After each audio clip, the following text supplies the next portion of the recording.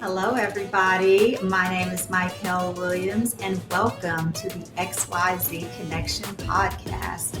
We got some great stuff ahead of you for today. Today, we are in season 1. We're in episode 4, and we're going to be talking about the topic in love with a narcissist and other toxic connections. So, what is a narcissist? Is it possible to be involved with someone with a toxic connection and still make it work? Can we maintain a good relationship with someone who has maybe toxic qualities? And also, when is it time to walk away? So we're going to talk about all that and more with our great guest today on the XYZ Connection, because we're going to be bringing it real, raw, and relevant to you. And it's starting right now.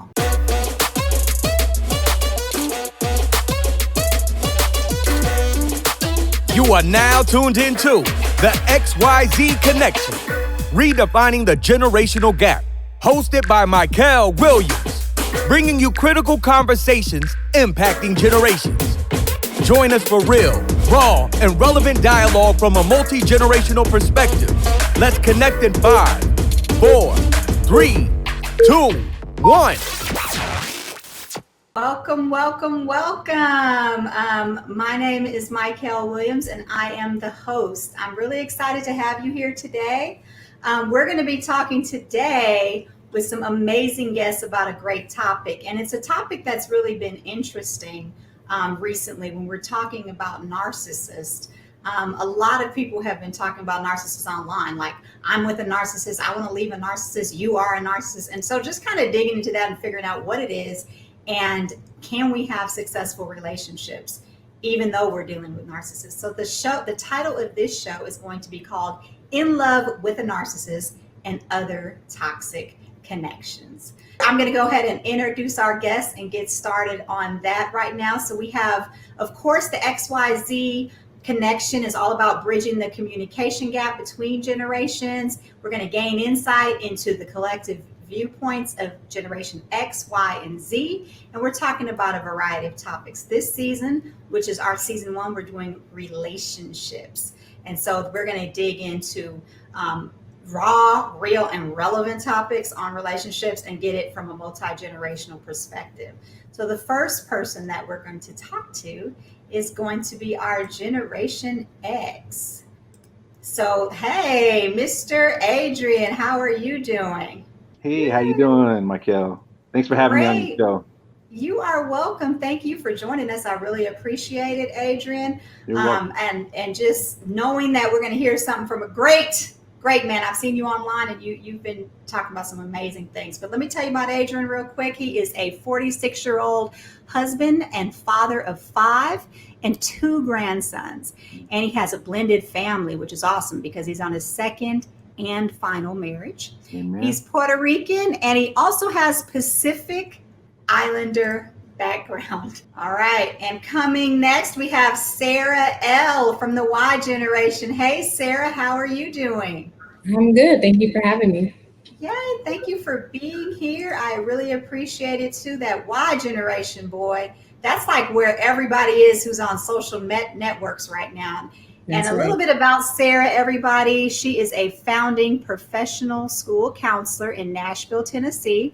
And her purpose is to lead with love and influence the next generation to use love as a means to invoke change in this world. So thank you so much, Sarah, for being a part of this. And last but certainly not least, our boy, Dwight, Z generation. I love Dwight because he's just amazing. You guys are going to get some great nuggets here with Dwight. Thank you for joining us, Dwight.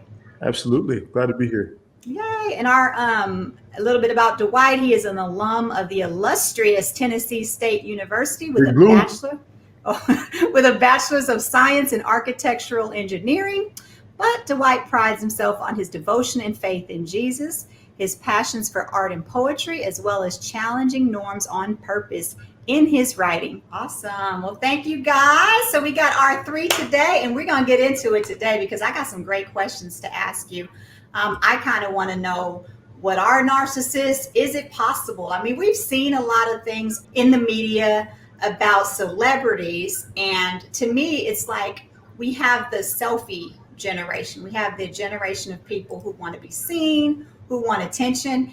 And I don't particularly know if this is any particular generation, but I just know right now with social media, that is the thing, is to be seen and for people to know who you are. Being famous, being Insta famous, or being social media famous is now the new way of actually being famous. Back then, you had to have serious talent and serious gifts and talents and abilities in order to be famous. And now it's like, hey, I can make a TikTok video and suddenly go viral. So it's a different world out here. So we're going to talk today about narcissism and what type of things make up a narcissist, because certain people say that having a relationship with a narcissist is tough. And but we're also going to talk about other toxic connections as well, because we have different things such as controllers, we have enablers, self-sabotagers, abusers. There's so many different things, and we want to talk about red flags as well, and whether or not two damaged people can even come together, or two people with all these issues can come together and maintain a successful union. So those are all the things we're going to talk about today. I just want to start off with, I was reading about narcissism recently, and I noticed that one of the definitions in psychology is self-centeredness arising from failure to distinguish the self from external objects, either in very young babies or as features of a mental disorder. Now that's how it's described by psychologists. So they were saying, I can't even separate who I am from outside. Everything is about me. And I don't know, have you guys seen that today in today's generation? Has narcissism been more prevalent than ever before?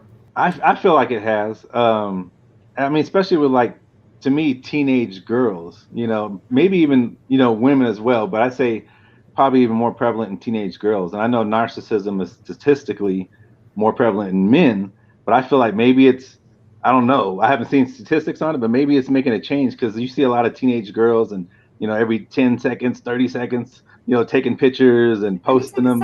Yeah, it's like, it's pretty crazy. But so I feel like maybe that can bring up some narcissism in a lot of the teenage girls, or encourage it, because they're encouraged to take pictures, quite often, and then post them and see how many views and likes and shares or whatever they get.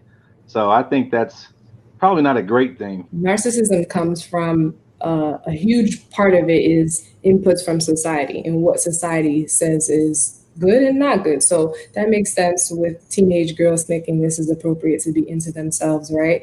But you got me in my zone, because I went to school for counseling. And so we actually studied the Diagnostic Statistical Manual, which essentially is how you can classify whether a person has a personality disorder, any kind of disorder for that matter. And being a narcissist is actually a personality disorder. And so when you look at it, again, like I said, there's a lot of societal inputs that say this is okay. Like I was talking to Dwight earlier, and even in music, I'm not cocky, I'm confident. So when I say I'm the best, it's a compliment, or very important and very pretentious. Drake said that in the song. And I remember not looking into the word pretentious, and I put that like as a caption of one of my pictures. And I was like, what does pretentious mean? And I was like, oh, that's not who and I had to delete it. I'm like, wait, no, that's not okay. Being pretentious is being flashy and elaborate and just into yourself, to your point of like this self-centeredness. And I was like, that's not who I am, but this is what people vibe to and what people have a good time saying. So I've heard people even call themselves narcissists, and like, that's okay. So I think the inputs of society is a huge deal, specifically to generations Y, like myself, and Z, like Dwight, because they're impacted by what they listen to. The thing about narcissism is we often think of the most extreme example of narcissism in order to classify somebody as having narcissistic tendencies. But I see so much mild narcissism, and the mild narcissism often presents itself in, when you're talking to one of your boys or one of your gals in your case, and, when they're talking about their significant other, they fail to acknowledge or even recognize any of the fault in their actions. Oh, but they know every fault in the other person's actions. That's narcissistic, very narcissistic. I'll talk to one of my guys, and I'll be asking about, his lady and whatnot. And, he's like, yeah, we're good. But man, she just that's narcissistic. Like that is very narcissistic. And when all you can do is bring up all the things that somebody else is doing, I mean, I think, yeah, me and Sarah were talking earlier, and we had this quote. She came up with the first part, I came up with the second part. In the house of a narcissist, there are no mirrors, there are only windows. They can only see what other people are doing. So yeah, it is self-centeredness. It's self-centered to the point where it can never be my fault. It can never be at fault in my world. It's always you. So we're going to get into what is a narcissist, because I want to kind of define it for people out there who may not know, because maybe some of the people in the younger generation just think, hey, I'm showing my self-love. Hey, I have high self-confidence. So first we'll talk about what is a narcissist, and then we'll talk about kind of the difference between narcissism and just having high self-esteem or self-love, because there's a little bit of a difference. I mean, by my definition, I've had some experience with my ex, and not to say that she was ever diagnosed, with narcissism, but I felt like she had a lot of characteristics of a narcissist. I mean, some being, gaslighting you, kind of throwing you under the bus, with family members, right? And kind of making you look bad, and like right in front of me, it's like, lying just so she wouldn't have to go spend time with them, throwing me under the bus like she's doing something all by herself when I was actually the one doing it. That's kind of an example. Never taking responsibility for their part, kind of like what was previously said. Never apologizing. I think in 12 years I was married to my ex, I never got an apology for anything. So those are kind of some things that I experienced that I felt were narcissistic. Wow. And that's big, because I've heard that a lot about narcissism. It's like you have a lack of empathy. You don't even think that anything is your fault. So that's great. Sarah, what is a narcissist? And you've been studying up, so you can kind of give us a great definition. So I like talking to people who've actually experienced, I thankfully haven't experienced an actual narcissist, but I spoke to my sister who she kind of gave me her definition. And she said a person who uses mental, physical, emotional, financial, and or spiritual prowess to mandate others to serve at their personal disposal. I mean, from the psychological perspective, it's really a person who just shows patterns of grandiosity, a need for admiration, and like you said, a lack of empathy. And that'll kind of show up in early adulthood and continue on in a variety of contexts. So if you can think about that, and the word prowess really stuck with me, because people who are narcissists, they're not like me. They're actually very charming and smart, and like you like them. So it's easy for them to convince people to essentially do as like what they say. The way I kind of describe them are ugly actions covered by pretty words. I love what you just said about they're charming. I think that's another thing we have to put at the forefront, because if you thought this person was so horrible, you would not get into a relationship with them in the first place, right? They can't just they don't just walk up in your DMs and be like, honey, you're going to love me and you're going to love everything about me. And nothing you say matters. Can we be together? And you're like, yeah, that sounds good. So it doesn't happen like that. Usually people who are considered narcissists are extremely charming, know all the right things to say, and know what to say to continue to keep you in their grip and in their trap. So Dwight, narcissism in your opinion? I just wanted to kind of preface something. I think it's easy to mistake vanity and narcissism as the same thing. And they are very different, but they are rooted in the same thing, which is insecurity. Narcissism, in my opinion, how I've seen it is, I want to have control over something because at one point I did not have control, and I never want to feel like that again. And vanity is, I never felt beautiful. So now that I do feel beautiful, I want everybody to know, but really I'm masking all the insecurity that I have. So yeah, I mean, I just want to make sure that we understand the difference between them, because everybody that loves themselves and shows that to them, to people, it's not healthy to classify them as a narcissist just because they love themselves. Self-love is good, It's become very trendy and definitely something that is in our culture and rampant in our culture. But they're not a narcissist because they love themselves. They're a narcissist if they are constantly protruding this image that there is no flaw, that there's no imperfection. And vanity is, I mean, you can see right through vanity. It's like, yeah, you got some insecurities. I love that too, because you said that you can't confuse vanity, with narcissism. And I think a lot of people confuse the two. If you're, oh, I'm cute today, people are like, oh, you're a narcissist. So we got to be careful about just overly categorizing it, because like Sarah said, it's a mental imbalance. So it's a little bit more serious than I think I look good, because a lot of people feel like self-love and appreciation of oneself and building up oneself and learning who you are and talking about yourself is a form of narcissism. So what is the difference between self-love, self-appreciation, and actual, when you cross over the line into narcissism? Self-love is so necessary. But what makes self-love very problematic is when you love yourself differently than the way that God loves you. And it's almost idolatrous. Like, God doesn't love you like you're a God. God loves you like a son, a daughter. Self-love is not supposed to elevate you above your position as a human being.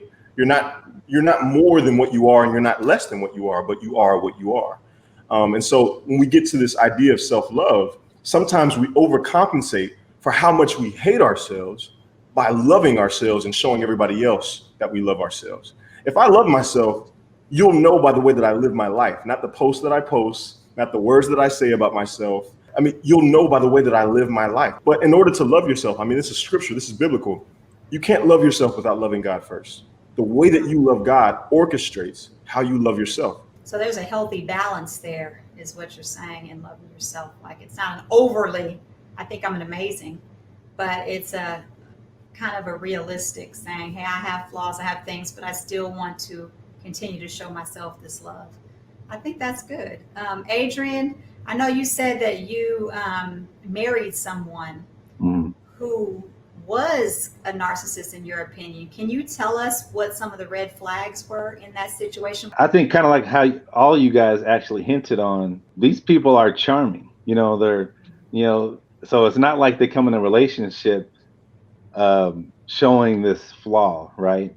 That they possibly narcissistic. I would say, someone that's not willing to share the conversation, that's always talking about themselves, that kind of feeds off your compliments and really desires that, that's almost like, oh yeah, stop, but no, keep coming, right? With the compliment, they're saying stop, but they're really like, keep coming, right? I think that's a few, like I said, never apologizing. Someone that never thinks that they're wrong. Like they were saying, someone that doesn't want any mirrors, right? But only wants windows. That's only looking at you and what you're doing wrong in the situation, and never fesses up to what they're doing wrong or what they can do better. Yeah. Okay, so I know you've been studying narcissism, Sarah. Why is it toxic? Why? I mean, would somebody being narcissist and just loving themselves affect a relationship in such a way? Well, yeah, I think that's the biggest piece, the fact that it affects the person who isn't the narcissist. Like, what you are probably going to lose in that relationship is far greater than their level of that risk level for them. Because again, they're going into it very self-servingly, which is unfortunate. And so let's say you're a giving person, you're going to lose a lot because that person is, I think one of the questions, and I'm sorry for jumping ahead, is like, can you have a healthy relationship with this kind of person? And to Adrian's point, not if they're willing to do the work and be engaged and to change. Because if they're not, then you can have a relationship with them. It's just not going to be healthy, because if they're self-serving. But some like key examples were like, these people may assume that they don't have to wait in line because they feel that they're so important that people should defer to them and what they need to do. What they have to do is important, and you kind of need to get out the way. They fail to recognize that others have feelings, so they tend to go into lengthy detail about themselves. But when you are like, well, let me tell you about myself, they're impatient and irritated to hear your story, and they don't want to sit there and listen. They may expect a great dedication from others, and others end up overworking themselves to meet those expectations and those needs. They tend to form friendships and romantic relationships only if the other person seems likely to advance their purposes. So like I said, very self-serving. So a lot of people who deal with people like this, they identify two things: emotional coldness and a lack of reciprocal interest. And so when you think about that, that's like, how do I get myself into this? But again, they don't present that way. So like you said, knowing about the charming hat that they can wear in the beginning to really begin to sift through, like, is this who you really are? Like, just doing the work before it gets really serious, because you don't know how long the show's going to keep going for. So you don't know when they're going to stop being that way. Now, let me ask you this, Dwight. Is it possible, based on what you know about narcissism, and especially from your generational standpoint, is it possible to have a successful relationship with a narcissist? I have many progressive relationships with people that present narcissistic tendencies, if that answers your question. And I say that because I know people with narcissistic tendencies. Let me just preface this. I don't call them a narcissist because that's not their identity. But yeah, so people with narcissistic tendencies, I had friends like that. And they are very, here's the thing. I was talking with my mom about this today. Self-awareness.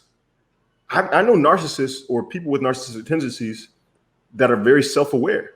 They are aware of their flaws. They struggle to enact game plans to change their behavior. They've been doing it so long because of their fear of losing control, of losing any type of hold on the situation, that even putting a game plan together to actually change gives them anxiety. So yeah, you have successful, but it's frustrating. It's more frustrating than it should be, because everything they say they're going to do, everything you talk about, and here's the thing, they get you because they're so self-aware, and you're like, wow, okay, we might actually be getting somewhere. And then the exact same thing happens. I mean, within moments, maybe even days. And it's sad. And so really all you can do is pray, because like I said before, all they can see is what everybody else is doing wrong. That's the window that they're staring through. And so I'm wondering, what signs do you see ahead of time before getting in committed relationships, romantic relationships, of narcissism in somebody? No, definitely. That's why I asked Adrian, like, what were the red flags in his marriage? But I have a family member, I'm not going to call that person out, but she is definitely dating a narcissist, and I believe he should be diagnosed, but he hasn't been. And it's just a constant cycle of reeling her in, with all these promises and these lists of things that not only she needs to change, which is interesting, but then once she starts doing those things, then it's never good enough. There's always, something else she needs to be doing or something she's doing wrong. I want to say that I know you guys have, not sure if all of you, but I believe all of you have been on the XYZ Connection Facebook page. And I did a post, and the post was just showing a quote saying that two damaged people coming together are how love starts, or something similar to that. And my question to everyone on the page was, is it possible, if you're both dealing with issues, is it possible for two people who are dealing with their issues to meet and come together and start a successful relationship? Or should they work out their issues first? Yeah, anything's possible, but I wouldn't recommend it, right? I feel like we should work on our own, especially if you're coming out of a relationship. Work on yourself first before you jump back into another relationship, right? Because I've seen it time and time again with, females in my family that go from, one man to the next man. And I'm talking about days, weeks sometimes, and don't give themselves time to heal and to kind of figure out, hey, what did I do wrong in that relationship? Because you can't change someone else, but you can change yourself. When discussing topics like these, I like to bring it down to the most simple scenario. And I think about when I was in college, I had just gotten saved, and the excitement about, the enlightenment of being, saved by grace, not through works, the enlightenment, the excitement about that is that, oh my gosh, I'm going to meet other people who just experienced the same exact thing. And it's exciting. And oh my gosh, it gives you this draw and this desire for connection with other people that are going through the exact same thing. And so I level with the foundation of that motive to connect or do it together. But here's where I messed up. And just to be transparent with you, I began to hastily get into relationships independent of any type of standard or pure motive, but just based on the excitement that, but here's the thing, none of what I had done in the past had changed. I just had an enlightenment. I just had this knowledge, this new knowledge that I was acquiring, that made me feel equipped to go into another level, another season of my life. But it was hasty. And so I won't say that it's like, I agree with Adrian. I don't recommend it because it's kind of, that's too fast. It's too soon. You're not healed yet. I think it's possible. I've seen people do it, but man, it has to be submitted to something greater and something higher than themselves. Yeah, I'm totally outside with the guys. You need to be healthy first. That is my preference. Just because you're able to look back at your past and understand it, and then look at your trajectory and think about how you want to better that and be progressive. However, I do think it is possible. But again, the two people need to be willing. I think of say a narcissist gets with an enabler, right? An enabler essentially doesn't check behavior. That's why they're an enabler. Things go unchecked. And so if they make an agreement, hey, this is my issue.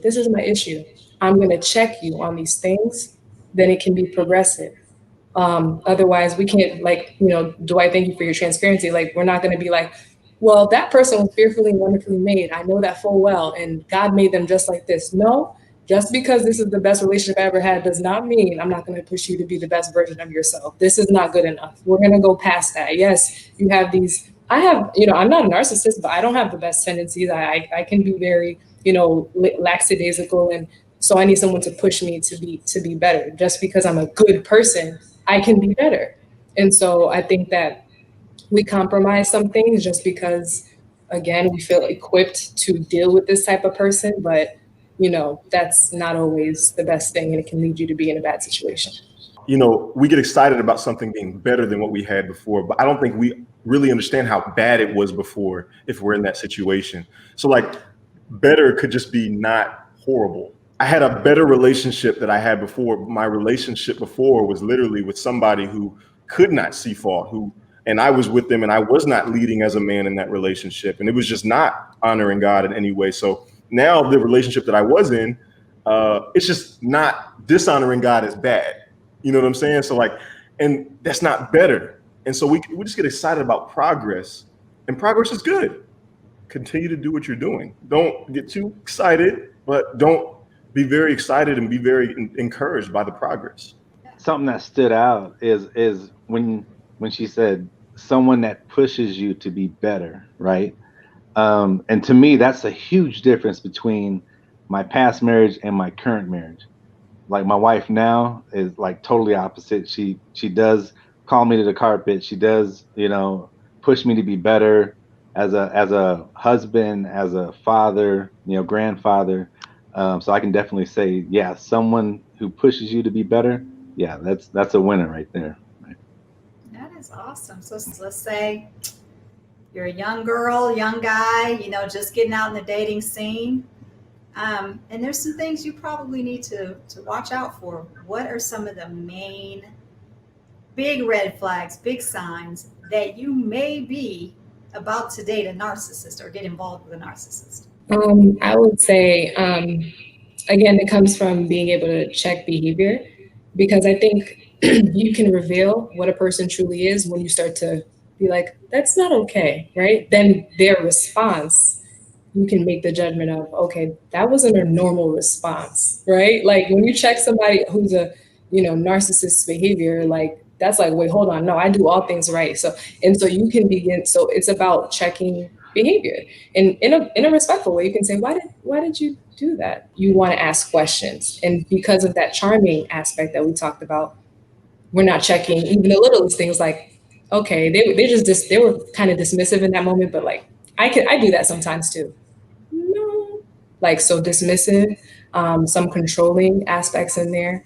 Again, trying to make you adhere to their agenda and their plan all the time. And like I said, because we talk about that cupcake phase, the honeymoon phase, it's all good. And, I'm a bend, And you realize, a year later, you've been bending since 365. And so it's those things of like checking in respectful and gracious manners, and then seeing the response of the person to begin to uncover earlier on really where they're at. I think that another sign of a narcissist that I've noticed from myself personally, having been in a relationship with someone that I consider pretty narcissistic, was the blame shifting. I just noticed that it was always never your fault. And also everything was about them. If they didn't have the attention on them, then everything was it was going bad. I was saying, you're walking on eggshells, just trying to figure out how to please that person. And at the end of the day, nothing is really good enough. And it's just something that because they're not happy with themselves, that they probably will never be happy with anyone else. I feel like that's good. Narcissists are master manipulators, right? It's good. Manipulation. Yeah. Oh, yeah. And I remember like my ex reading a book on manipulation. And, we know as believers, right? Manipulation is witchcraft. It's like, it's not good. Right. And right. I mean, can you imagine your spouse reading up on how to manipulate people? And oh my God. Yeah. Right in front of you too. Right? Yeah, I'm gonna go read my book now. I'll be right back. I'm gonna pull your strings. The puppet masters. Yeah. So I think a lot of narcissists are known for that. They know how to pull all the strings, and they know how to manipulate people and situations. And another thing I noticed too is that they like to turn, like family members or people against each other for their own benefit. If you see them, they're always like, what do you think about that person? I think they're, and they're trying to manipulate the situation. So they are always the center of attention. And if they are not, they don't want that other person around anywhere near you. And that narcissistic tendencies are really interesting because you start to see that a lot of it has roots in childhood as well. So I was reading an article about raising a narcissist. How do you raise a narcissist? And do you guys have any ideas on, if you're raising a child, how do you keep from developing that in your children? So I have a family member, I'll just leave it at that definitely has some tendencies. Mm-hmm. And it gets to the point where it is so subtle and mild and normal and I guess constant that he does it, that it's now become a real issue. I don't even think if somebody did something for him, he would even give them credit. And I promise you, like to him, you didn't do something good for me. I was in position for it to be done well for me. Like what? How does that work? Like, I don't know. I don't get it. So, but when I think about it, there was when I think about this particular family member, when he was younger, he had a great insecurity about so many things. And our family really poured into him a whole lot, almost overcompensated for how much he did not or was not confident or was not able to comprehend certain things. And I'm not saying it's our fault, but I think it was so excessive to the point where we didn't even acknowledge certain things that were faulty. And when there was fault, it was like the worst thing in the world. It was two extremes. And so he had a lot of issues growing up, and we tried to compensate for those issues by doing more and being more and saying more. And I don't think that it did him a service as much as we thought it was going to do. That's really interesting because as parents, you desire to give your children what you didn't have. And a lot of times, I mean, especially like when I was growing up, I didn't have certain things. And so I tried to give my kids everything. And you discover after a while that you've developed certain tendencies in them, because now people expect certain things. So it's harder. And I read up on raising a narcissist too. And one of the things is just never telling a child no. It was always telling them they're their best and the most wonderful thing ever. Never giving them that reality check. Well, how can you do this different? Yeah. Or never correcting them in those areas. Or when you see them being selfish, snatching something from another kid, never saying, hey, no, we're going to share. We're going to do this and that. Yeah. It's always like feeding into the child's ego. And eventually that develops some sort of narcissism. I think, yeah, doing those types of things, it makes it seem like it's all about them, right? Yeah. I think something to do when raising a kid is to maybe volunteer, right? Teach them about volunteerism, about giving back, about doing something for other people, about thinking for other people, right? That's good. And not just yourself. So I think outside that's probably one thing, right? I find that's one way also to just step outside of who you are in general, is to give to others and do for others. Exactly. So I definitely would try to make my children do volunteer work as well. And that's always good for parents if they want to, step outside. Sarah, do you have, I know you've studied up on narcissism. Do you have? Yeah, and I'm currently a counselor in a middle school. Ooh. So I don't have any children, but I have 272 children at school. So what I see, because it's crazy. That's why sometimes it's hard to speak on things when you're not a parent, but I'm like, no, yes, I can, because I receive the kids when they come and tell me a million things. And I had several parents come and be like, what? Now help me. And I'm like, I got you. Because kids, it's really hard for them to be their full self sometimes at home.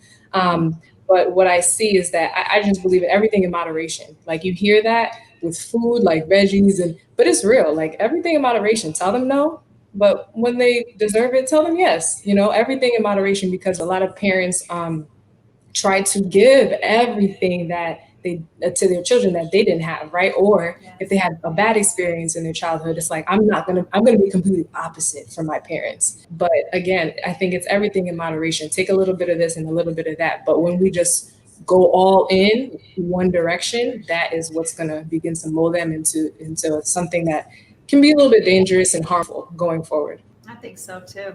It's just about teaching them that it's not about them. And it's kind of like what you had said before too. We tend to try to give them everything we didn't have, because I grew up, without a father as well. And we struggled, lived in a lot of low income housing. And so it's like one thing I wanted to give my kids was a stable, life, which they have, although, their mom and I broke up. But like I said, just trying not to give them too much, making them work for things as well. Don't just give them a car, make them earn it. And I do want to add one more thing. I just want to caution parents who might be watching or listening, when raising children, the things like behaviors might begin to manifest earlier than we think too.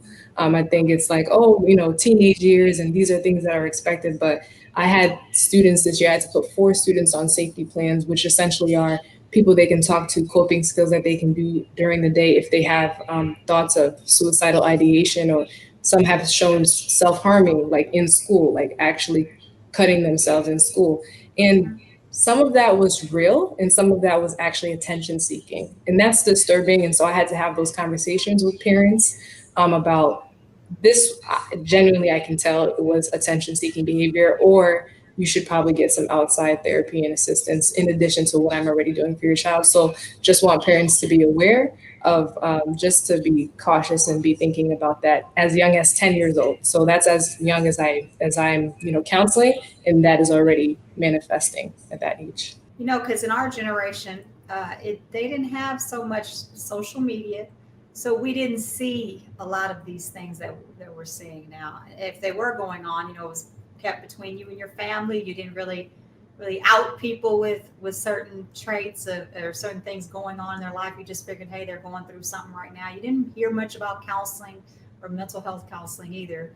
We have been inundated with celebrity, to me, it's like displays wealth, celebrity displays of, the things that they do with their lives. Every 5 minutes of their lives are documented. You got reality shows that walk them through all the things that they're doing. And I've noticed that people who put their life out there on social media continue to just, show themselves in different pictures and different this and that. They get more follows, they get more likes. It becomes a thing where they get the attention and then they need more. So they can't stop doing it because then they need to continue on to do it so they don't lose followers. And it becomes a cycle. So how do you think that social media, or does it, contributes to narcissism? Well, I think it definitely does, without a doubt. I think anything that elevates self is feeding a narcissistic tendency in your heart. Mm-hmm. And I'm going to say this, and maybe some of us may disagree.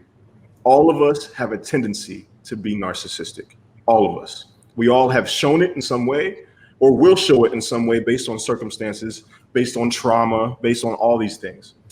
And we all have a desire to be significant in some way, not in the same ways.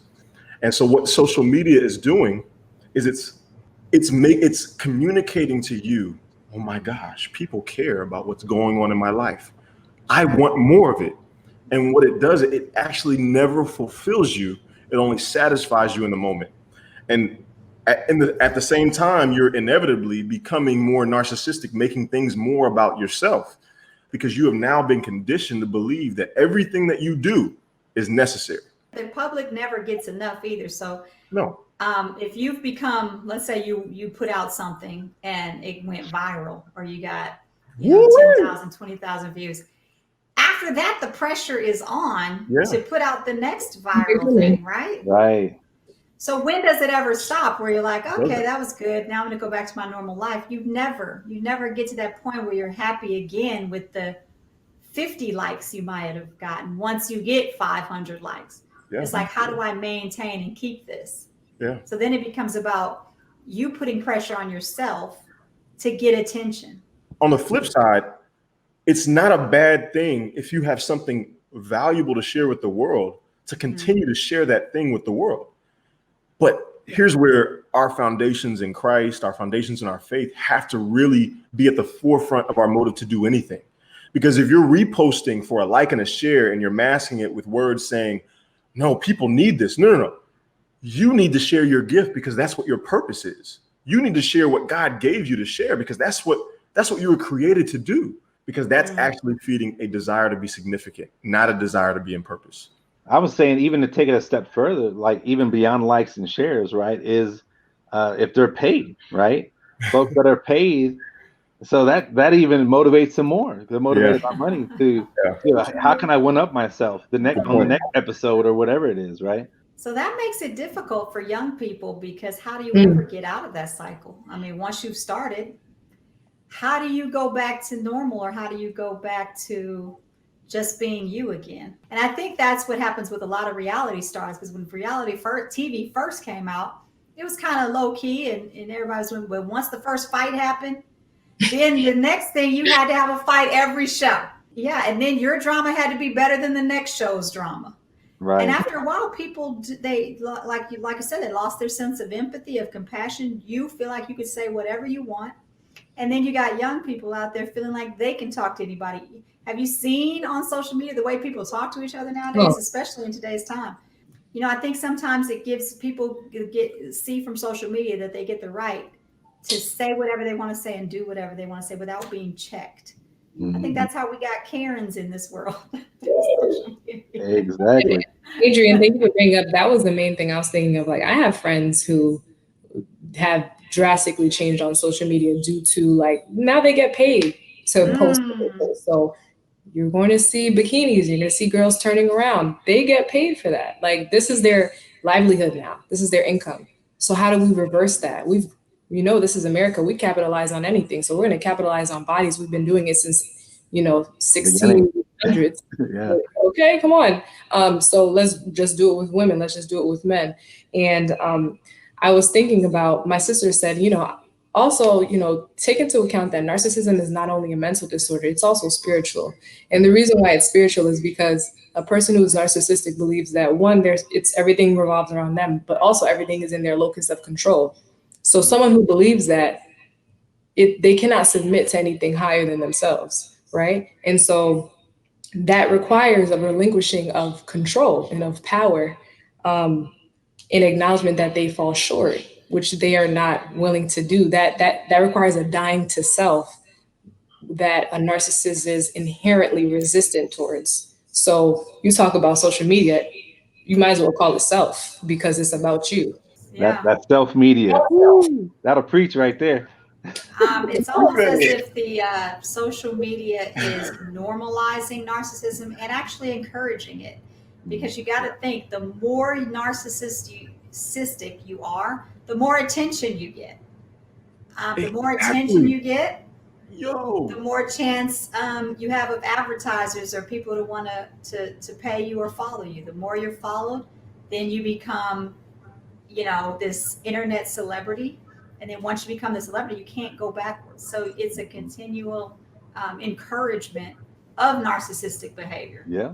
And these social media platforms, I mean, they build algorithms to perform like certain actions, right?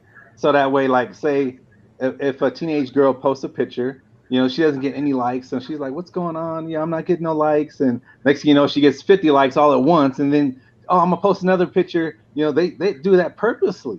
Yeah. It's built. That's not accidental. You're right. Yeah, exactly.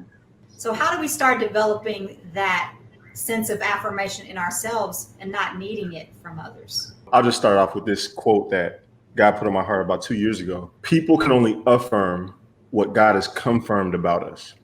And I say that because everything that God has confirmed about you is the responsibility of the people around you to affirm that about you. And this is important because we have a responsibility to affirm each other. We do. But you don't need it because God has already confirmed it about you. It's already true, whether they say it or not. So how do we build that? How do we build that? I think we said at the beginning, you can't love yourself without loving God first. You actually learn how to love by actually learning how to love God.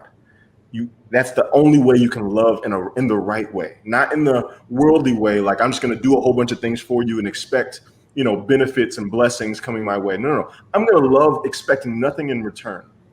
And so how do I love God in a way that I'm expecting nothing in return? That's how I love myself. For those who may not, because I didn't grow up, when I was growing up, I didn't have a religion. My father and my mother both claimed to be atheists or not believe in God. And so I did not come to a realization of who God is until I was almost grown. So I want to say, if you don't know maybe who God is, and you still don't have that sense of self-love, but you don't even know anything about who God thinks you are, or maybe have even that connection with religion, how do you develop in self-love and affirmation until that such a time as maybe you do learn these things? That's the tricky part, because I think we're all trying to do things. We're all trying to find God independent of God. And no matter who you are, no matter what religion you have, you were created to worship God. You were created to honor God with your life, to serve him, to all those things. And so when you're not, you're going to find a God to serve, whether it's yourself, whether it's social media. And so that's powerful. You understand what I'm saying? So it's so important for us not to look for ways outside of God to find God. But your relationship is unique. You hear from God in different ways. You connect with him in different ways. But you best believe it does not contradict the way that I connect with him. It doesn't. If anything, all of our connections to God complement each other. And so we have to be careful. We can't over individualize the way that we connect with the God of the universe. We just cannot do that. But we see that today. And so now I can have a relationship with God, but do everything that does not honor him. But I'm going to church, I'm serving, I'm evangelizing. Man, I'm even in life groups and small groups. But you have the same relationship? I don't know about that. I don't know about that. So how does that work? Well, right. and we talked about that on a previous show. Like, people feel like your individual path or your individual sense of how you feel like things should go, should be different than everybody else's. And if it is, it doesn't need to coincide. Like we were talking about commitment. My commitment may be different than your commitment. And it's so difficult to define it when everyone starts redefining it according to how they feel about it. I just feel like, for one, I think it's important because I know there's an old saying, right? My four and no more. It's kind of like, I'm going to just concentrate on my kids and not worry about any other kids, or what's going on outside of my household. I think it's important to also reach out to our nieces, nephews, cousins, or whatever, and to kind of sow seed into them as well, right? To encourage them, to just plant, God within their lifestyle, their lives as well. Because I know, growing up as a kid, I didn't go to church, and I lived with my grandmother for about 2 years, and I was introduced to church then. It was literally a handful of times, but that handful of times did plant a seed in me, growing up. And I did fall. I went to prison. I did all kinds of stuff. It was, I lived a pretty crazy lifestyle, but eventually I did come back to him, right? So I think just that is important, to plant that seed in not just our kids, but our family, right? Our nieces, nephews, and other kids in our families. When I was young, I didn't have it, but my 5th grade teacher, she was a diehard evangelistic Christian and just happened to teach my 5th grade class. And she taught Bible songs in English and Spanish. And she told everybody, hey, if you want to learn about Revelations, come sit in recess. Instead of going to recess, come in here and I'll talk to you. This was not legal. Yeah. And I don't know where she came from. And that was her last year teaching. Apparently she went into missionary work. That's why I said some people are maybe angels that you don't know. Because I don't think God chooses. I mean, I don't think we choose God. I think he, like I believe he chooses us. And so, and to be that child in that situation amongst so many people who did not believe around me, and to have this one lady take me under her wing and take me to church. I was one of the kids. There was only probably 3 of us who said, yes, I want to go. And I went with her, and she planted that seed. I didn't get saved right then or anything, but later. You're right. It was watered. People water those seeds your whole life, and I think that's amazing. Exactly. So this, I mean, we're gonna have mini church up in here today.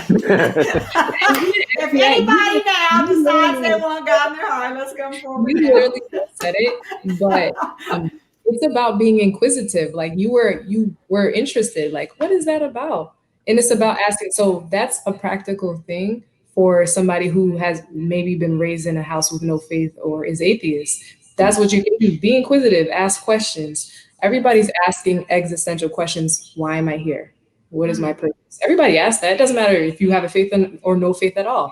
You're asking, why am I here? What is my purpose? And so to ask those questions, and you may come along people who will undoubtedly tell you, well, this is why you're here. And this is what my faith is. I know I have a colleague last year, atheist, but I had myself and 2 other of my colleagues fasting and praying during the week. And he was laughing at us like on Monday and Tuesday.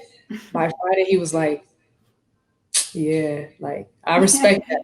And so I think on the other end, for us as believers, how are we receiving people? Like that's why my purpose is to lead with love and influence the next generation to do the same, because it can change somebody's life. So I'll tell you right now, that colleague, he still doesn't, he believes there's a higher power. So we praise God for that, because like I said, last year, there was no God. And so being amongst people who lived out like with love and grace, like, it's okay. Like, I understand where you come from. I understand your questions, but this is my life. It has moved him to be where he is today. And that's just a blessing. Me and Sarah talk about this often. Just even in intimate relationships, we use the model of intimate relationships. If both people in that relationship are constantly giving, then no need is unmet. And I love that. And when you think about evangelizing, you think about sharing the gospel, you think about lost people coming to faith, if the body of Christ is always giving and always sharing and always reaching out, then how could there ever be an unbeliever that never heard about God? How? But all believers are not doing that. And that's really the epidemic. That's really the pandemic that we're in, is we have people that have hope inside of them that hoard it on the inside of them as if it's theirs. No. That hope is for everybody, and you're hoarding it, and you're being selfish or not considerate enough to actually share that with other people. So yeah, this is an extra drive for us to go out and do what God told us to do, the Great Commission, go out to the ends of the earth and, preach to the ends of the earth. So yeah. So I want to that's powerful. And I love that people from your generation are actually, to me, it's almost like a revival, because we have been, I'm going to get back to the toxic thing too, but because we have been, the church doors have been closed. And I talked about this recently in my, in a live video I did. I was pretty disenchanted with how things were going anyway. When I read the book of Acts, it was like, man, it's so basic.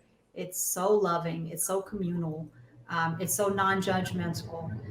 You feel a sense of comfort and love and peace and joy and all the fruits of the Spirit.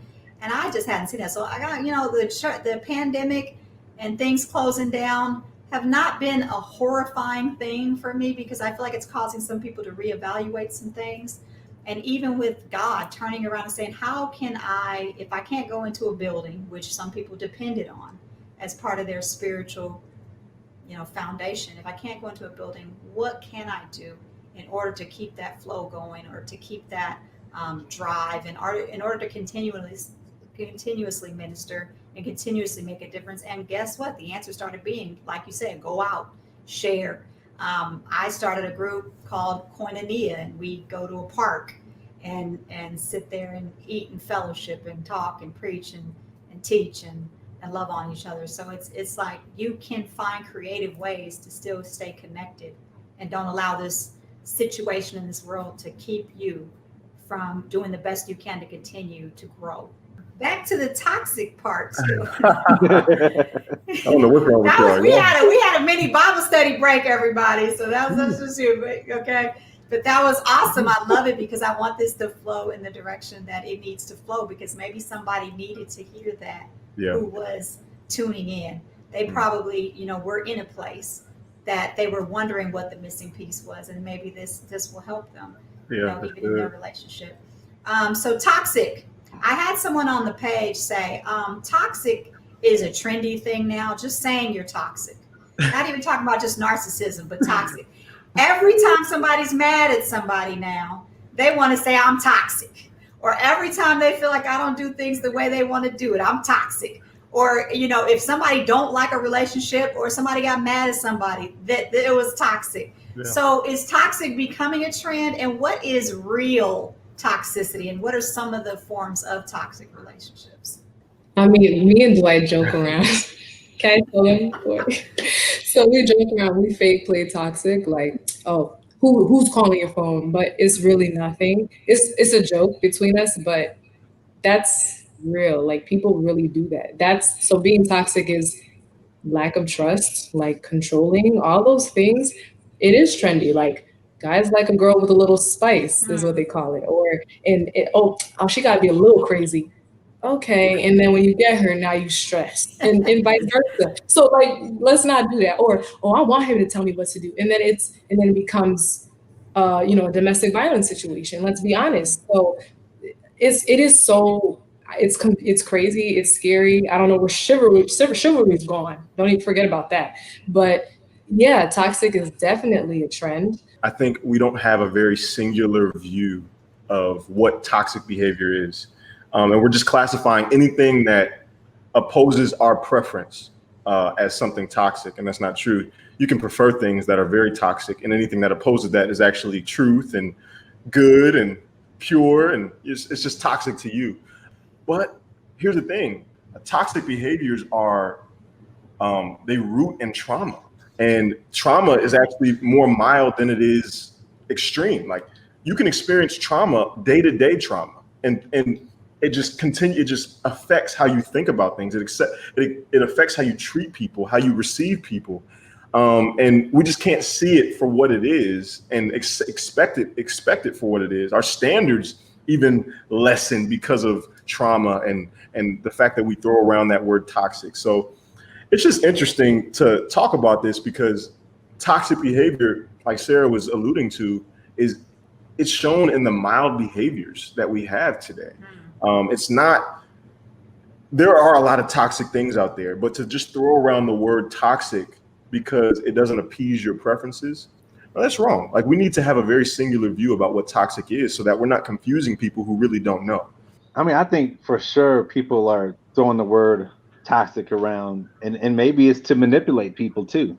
To, hey, I want you to think like I think. I want you to believe like I believe. So I'm going to call, your belief toxic, to try to bring you over to my side. So I think that might be one thing, right? And I think any relationship that doesn't make the other person better, I think can be a toxic relationship. We need to continually be striving to be better, whether it's day to day, week to week, year to year, and not constantly be doing the same old thing, because that's insanity, right? To keep doing the same thing and expecting a different result. But do you think that is that too much pressure on another person? Like you say, if it's a relationship that's not making you better, should we have that expectation of someone outside of ourselves to make us better?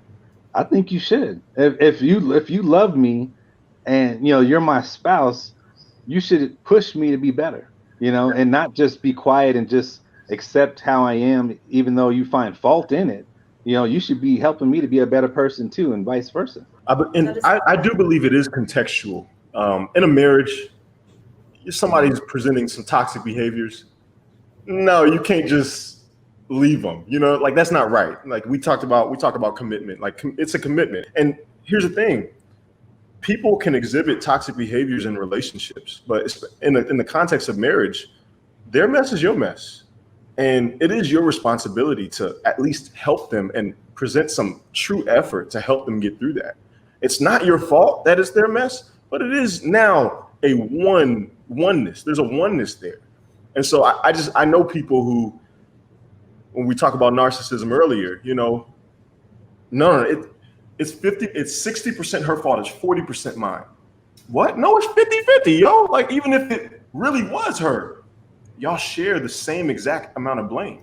A lot of times the trauma that we experience in toxic situations, it may not be our fault, but it may be the fault. Some credit could be accredited to our naivete, just not knowing.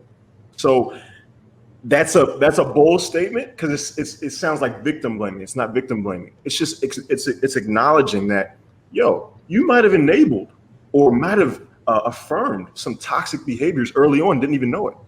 We do have to acknowledge that as well. So I was looking at the media recently, and we had a famous rapper that it was a female, and she got shot by her boyfriend. And I just think sometimes we ignore red flags. There are signs. Maybe we have these signs up front, but we continue to ignore them. And then when things are toxic enough to the point where you're worried about getting shot, I think that it's gone so far left because you ignored certain things up front. Is there a way to be able to recognize some of these things in people so that we can stop or take some steps to get out of that situation or deal with that situation before it gets to the point where you're drawing guns on each other? I feel like personally, in my former marriage, right, there were signs that things were escalating, to getting violent, right? Mm-hmm. And that's when I knew I had to get out, because it's like, yeah, I'm gonna kill you or you're gonna kill me. So it's like, it's getting to that point. Mm-hmm. So it's like, I need to go.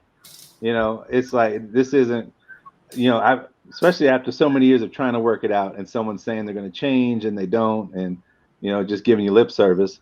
When you see those signs of violence escalating, it's time to go. And I think also just being clear in the beginning about your expectations of the person.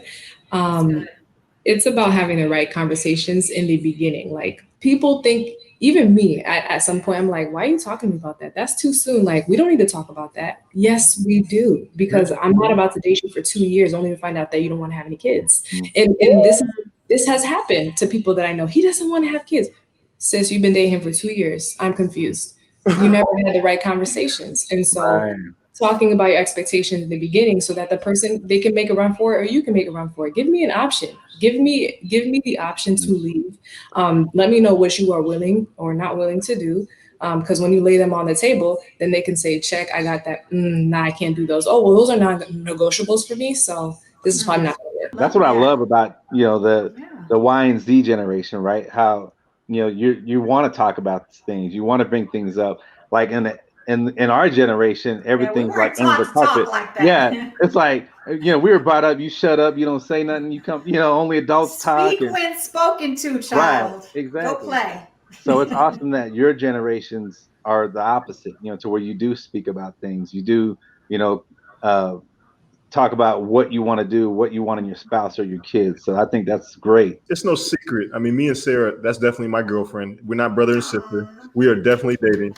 The first conversation I had with Sarah, one of the first conversations I had with Sarah when we just kind of started talking as friends, I asked her in the friendship stage, do you have a desire to be married? And if so, when? Truly. I had no motive to pursue her, just getting to know her. It threw her for a loop. That was my reaction. Yes. Here's the thing, I had been doing in previous relationships, I had been doing that with the young ladies that I was, talking to before. And it made them uncomfortable. If anything, it made them retract more. And like one foot in, one foot out. Not mature. That was a red flag. I should have started, but I continue to pursue it. Oh, let me see if I can convince them that they don't have to be uncomfortable. If they're not convinced, you're not going to convince them. And if you do convince them, they can be convinced right out of it by one of their girls, because they're obviously not mature enough to think, oh, he's actually trying to be intentional about our relationship. He's not about to date me for 2 years just to break up, and now I'm 30 and wanting to get married and I have no kids, and I definitely had a plan to be married and with kids at 25, 26. That's not going to happen because I'm being intentional from the beginning. I'm having those conversations with her from the beginning. But I'll say this last thing. A lot of my relatives, especially in the Y and X generation, discouraged that a little bit. And I'll say it like this. They discouraged it because they were afraid that I was moving too fast. And I won't say I wasn't, but do not confuse being intentional with being hasty. And if somebody's being intentional because they're trying to have the right conversations in the beginning. They're not saying, hey, we're going to get married in 2 months and I just met you yesterday. You know what I'm saying? Like, so yeah, be intentional, not hasty. There's a difference. There really is. So I guess it boils down to when it comes to toxic relationship and recognizing the signs, you have to look at the red flags. You have to be able to use those as guideposts of whether to continue, kind of like stop signs and yield signs. We do that in traffic. And we listen to it, but in relationships, we go, what does this sign really mean? So I love how we talked about just now, looking at the signs. And also when you do meet someone, having that communication up front about your intentions, about their intentions, so you don't waste time and energy with someone who may not be on the same playing field as you, is the same level as you. So I loved all that. Now let's talk, because we're getting ready to wind it up now, about resources. What are some resources for couples who may be going through baggage and trauma together, and maybe they don't know where to go to talk? I would say definitely your local church. If you're not a member of a church, then go to your local church and find resources there. I know we have them at our church, so we have a great counseling program there.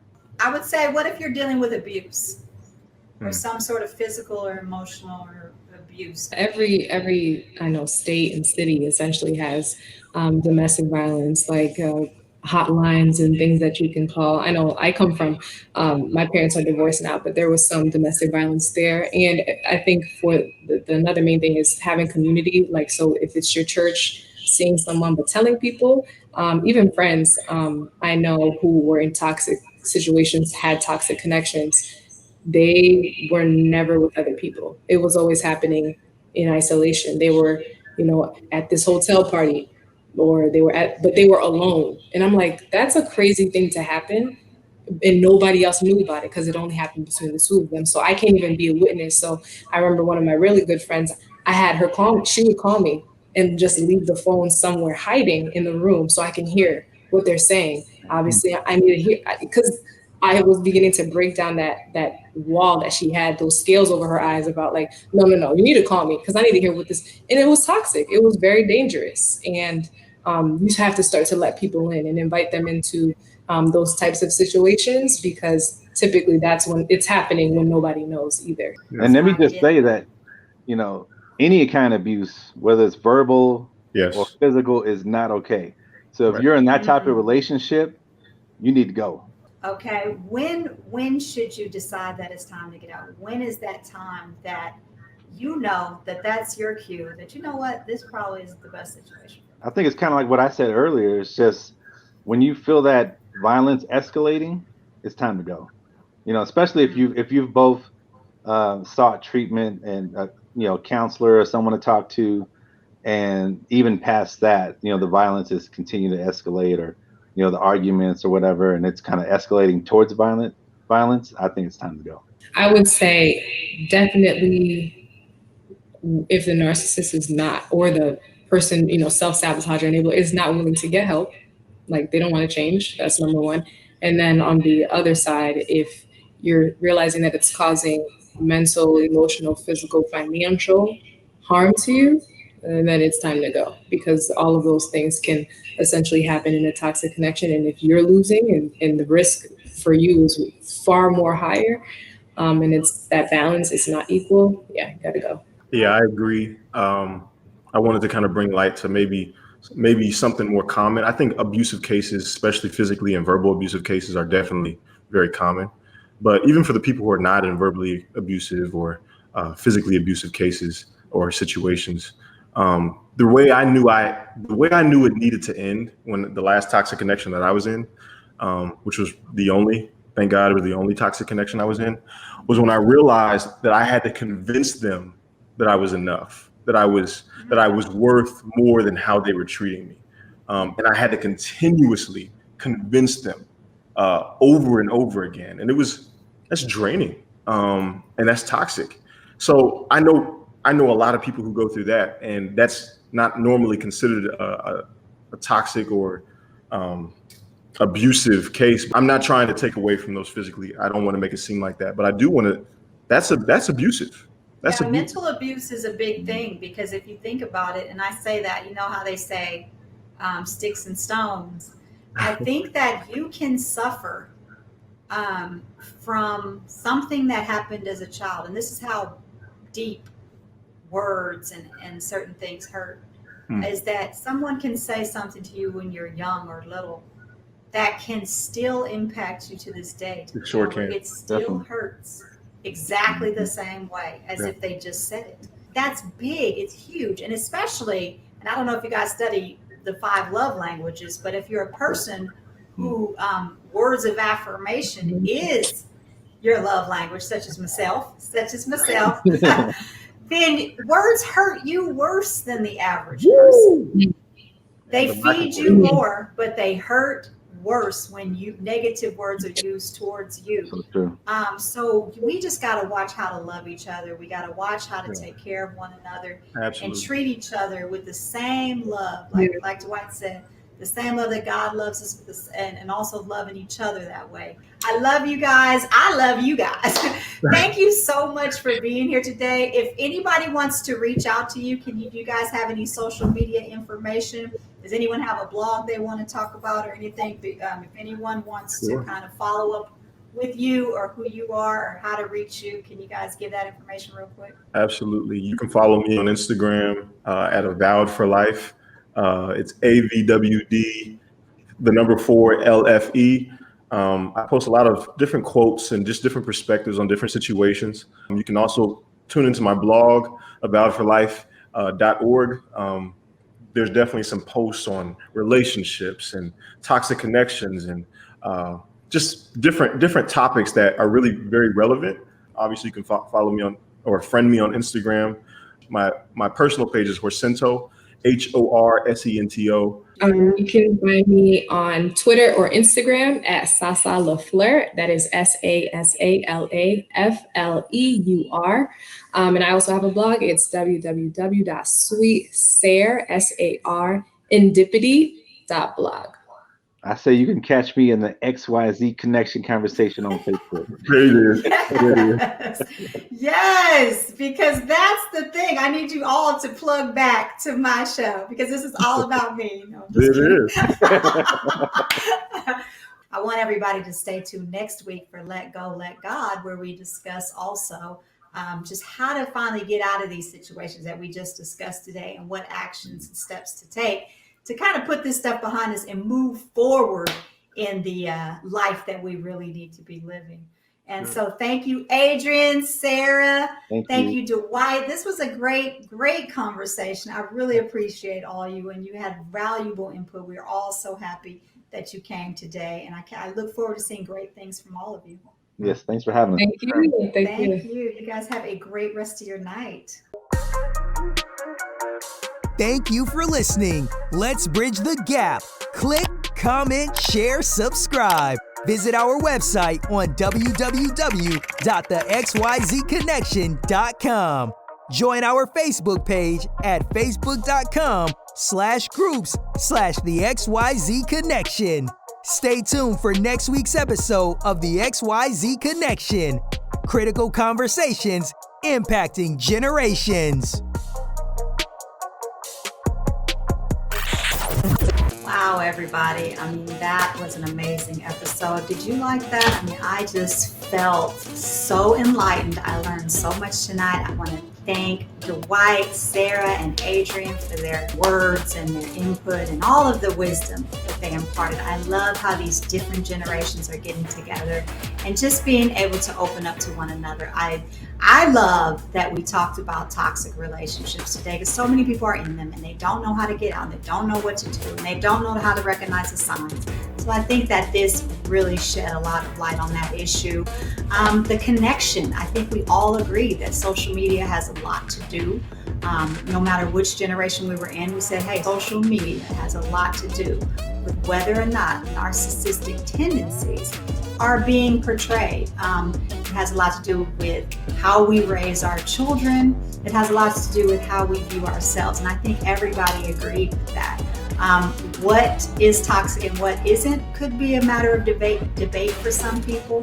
And I love that we all agree that toxicity and narcissism is something that we should kind of check up front and look for those red flags and investigate those people we get involved with in our lives. But also we need to start taking a step back. And if we see those signs saying, hey, this is a red flag, maybe I don't want to go further, rather than ignoring those signs and then moving on. So, and the reason why I appreciate them, because they brought so much value to this show, and I thank them. If you want to hear more from these people, or you also want to just join us in more of these great discussions, please go to our Facebook page. You can visit us at facebook.com/groups/the XYZ Connection. That's where we've all been getting together, just having these great conversations daily as well. And if you loved what you heard and you feel like there's something that you want to input, please comment on our podcast. Please say your opinions. I love it. If you're on our Facebook page and you're watching this, comment below and say, hey, this is what I learned. Because I love hearing your input as well. As you guys know, what you bring to this is also valuable. So continue to just listen, continue to hear. We're going to keep bringing it to you real, raw, and relevant. And if you have a question about the show or you want to be a guest, you can email me at mykel@empowermentww.com or the XYZ Connection @gmail.com. And so we're going to go ahead next week and talk about letting go. After we've done all that toxic talk, we want to know, how do you let go? How do you move on? How do you get to that next level where you're like, I need to put this behind me as well? If you have moved on, sometimes not being able to forgive yourself, forgive others. So stay tuned for next week.